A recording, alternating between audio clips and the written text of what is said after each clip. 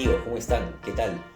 Ya en videos anteriores habíamos estado conversando un poco sobre la importancia, ¿no? que tiene el storytelling actualmente, sobre todo cuando lo aplicamos a la comunicación, ¿no? Quería comentarles que, bueno, desde los orígenes de la humanidad, la principal herramienta de transmisión de conocimiento ha sido contar historias, ¿no? Inclusive desde antes de la invención de la escritura, las primeras tribus, por ejemplo, se sentaban alrededor de una fogata al caer la noche y uno de los integrantes contaba una historia de cacería o de alguna otra actividad que había sucedido durante el día, mientras los demás escuchaban atentamente y aprendían a través de esa historia, ¿no? Los relatos nos movilizan a partir de recurrir a sensaciones conocidas, ¿no? Nos convierten en protagonistas, nos invitan a imaginar y comprender desde nuestra propia visión del mundo. O sea, digamos, entendemos una historia viéndola a través de nuestros ojos, a través de nuestra propia visión del mundo. La publicidad actual se vale de las historias para hacernos llegar un mensaje. El grueso de los anuncios y los comerciales intentan eso, contar una historia, sintetizan una trama, un conflicto e intentan conectar de esta manera con el consumidor, ¿no? ¿Y por qué? ¿Por qué hacen esto? Simplemente porque a todos nos gustan las historias. Sin embargo, el gusto por las historias va mucho más allá de ser un simple gusto. Al parecer nuestro cerebro está programado para disfrutar de los relatos porque influyen directamente en nuestras emociones, ¿no? Y reviven momentos del pasado.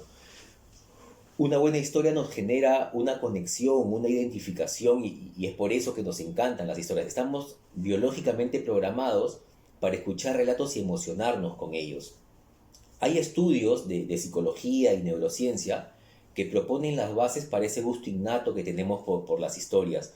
Hoy quiero tocar tres de esos puntos que me parece a mí que son, digamos, de los más relevantes para explicar el porqué de nuestro gusto por las historias, ¿no? Estos tres puntos que quiero tocar son el pensamiento abstracto, las neuronas espejo y la empatía. El pensamiento abstracto es una capacidad exclusivamente humana. Se refiere a la disposición que tenemos las personas para crear ideas originales o para plantear distintas situaciones o escenarios a partir de un hecho concreto, ¿no? Por ejemplo, supongamos que vemos una persona cruzando una pista, distraída o revisando su celular. Nosotros comenzamos a imaginar las posibles situaciones que le podrían ocurrir, ¿no? Por ejemplo, puede ser que lo atropellen, puede ser que tropiece con otra persona, o puede ser simplemente que se caiga, tropiece con una piedra o algo y se caiga. Esa capacidad de imaginar las situaciones, eso es una capacidad que es el pensamiento abstracto, que es exclusivamente humana, ¿no? Gracias al pensamiento abstracto se potencia nuestra capacidad creativa, nos ayuda a analizar distintas posibilidades y escenarios alternativos. De esta manera formamos un criterio propio de determinadas situaciones y nos ayuda en el proceso de aprendizaje. Se considera que el pensamiento abstracto ha sido la base para el desarrollo de las artes en todas sus formas, entre ellas la narración, al estar relacionada con la creatividad. Al escuchar o ver una historia y ver las situaciones que enfrentan sus personajes, nos podemos imaginar todos los posibles escenarios que podrían desencadenarse. Hablemos ahora de las neuronas espejo. Las neuronas espejo han sido uno de los descubrimientos más importantes de las neurociencias en los últimos años. Han sido descubiertas recién, hace poco, a mediados de los 90, por un italiano, Giacomo Rizzolatti, en experimentos con monos. Él notó que cuando un mono observaba a alguien coger un objeto, se activaban las mismas zonas en su cerebro que se activan cuando el animal realizaba la misma acción. Es decir, el cerebro del animal vive la misma experiencia cuando observa la acción y cuando él mismo la realiza. ¿Okay? Y se descubrió que esto se aplica también en humanos. Entonces, las neuronas espejo se activan cuando se ejecuta una acción y cuando se observa ejecutar esa acción o se tiene una representación mental de la misma. Por ejemplo, bostezamos cuando vemos a alguien bostezar, o reímos cuando vemos a alguien reír, ¿no? O inclusive ejecutamos algún movimiento si vemos que alguien lo hace. Supongamos, estamos viendo una película de box y vemos que alguien va a lanzar un golpe y cuando estamos muy enchufados en la película, nosotros también hacemos el movimiento como si fuéramos a lanzar el golpe, ¿no?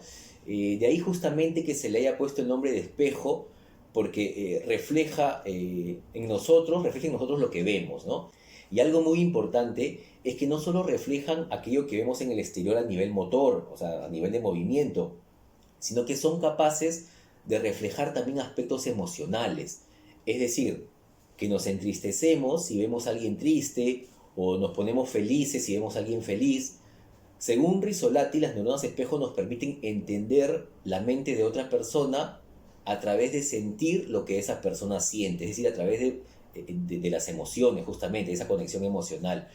Es por eso que cuando conectamos con una historia y sus personajes, nuestro cerebro vive realmente la experiencia que ellos viven en la historia, ¿no? Nuestro cerebro siente que está viviendo realmente la historia que está mirando. Estas neuronas están muy relacionadas con los comportamientos empáticos, sociales e imitativos.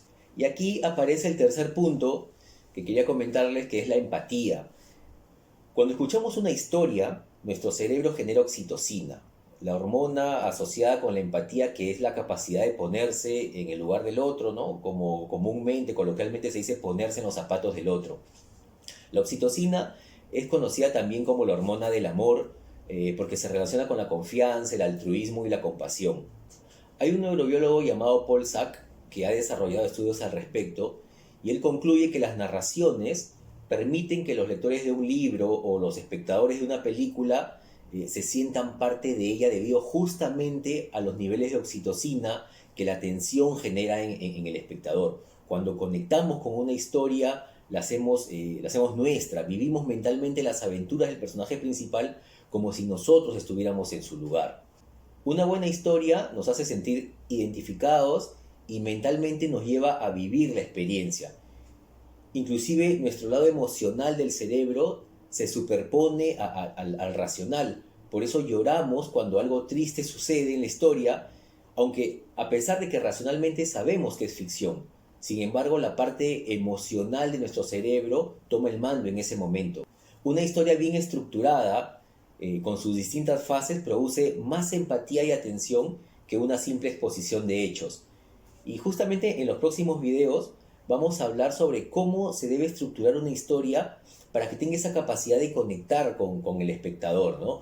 Por ahora ha sido todo. Espero que la información les haya gustado, les haya parecido interesante. Nos vemos en un próximo video y ya lo sabes, cuenta tu historia.